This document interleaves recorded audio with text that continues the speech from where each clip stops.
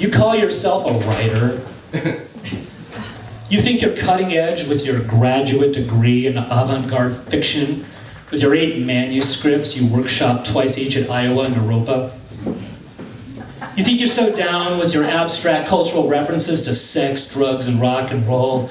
Well, I'm here to tell you to give it up, poser. Mail it in, you cock-faced shitmaster. Because I'm the Bukowski of the internet. Yeah, that's right. My institutions of higher learning are card rooms, sports books, dive bars that specialize in desperate older punk rock chicks, and the emergency room down at County.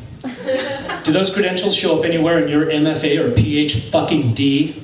Down at the courthouse, they call me Mister. There isn't one cheap-ass web periodical or blog that hasn't posted my hard-edge fiction or too real for real poems, man. You name them. 2 AM Magazine, Long Smoke Quarterly, Spindly Paws, Thugs Rhetoric, Ad City and Mix, Coma Literary Review, Exquisite Quartz, Fetus in My Latte, Burley Bridge, Poetry Expressway, Cherry Pops. I've done them all, bitch. Web del Sol is my own personal brothel. Their titles are like notches carved in my bedpost.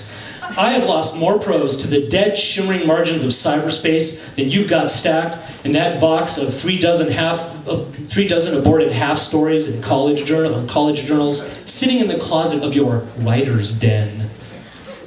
Google my name, because I do every day. And you'll come up with 100,000 hits, more than any other hardcore street writer, and more than most writers with a major published novel. Oh, go ahead and laugh. You watch me, babe. In a few years, you'll be saying, oh yeah, I know him. Yeah, he was always super talented. We're still really good friends. Please, let me say in advance, fuck you, asshole. This is my ride, and nobody else gets to come along. This is how a real writer gets it done, getting their work out there for the few who actually give a shit for real literature. Oh, I can hear what you're saying. Oh, why don't I prove it? Why don't you go hard copy? Because I'm too hard for hard copy, man. I'm too hard for bourgeois pretenders like McSweeney's Bereaver, or Zoetrip, or Zizavix. I am the Colonel Nathan R. Jessup of online literature. They can't handle my truth. Man, those two pieces of fine trim up at Neon Caboose magazine, they begged me to publish with their limp rag. But after I tag teamed them in front of their yuppie husbands, they saw my light. They knew I was too good for their coffee and bagel jerk-off scene.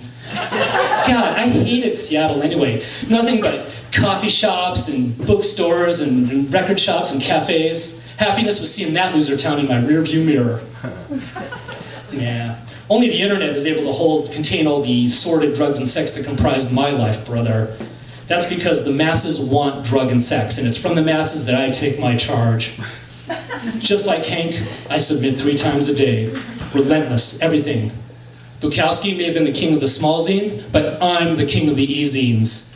Well, I mean, yeah, that's what I'm going to be famous for when I become famous. But I don't have time to start my own e-zine to propagate my own work. Real writers write. They don't edit. They don't translate. They don't critique some obscure shit that no one outside the dusty corner of an academic library's poetry section is ever going to read.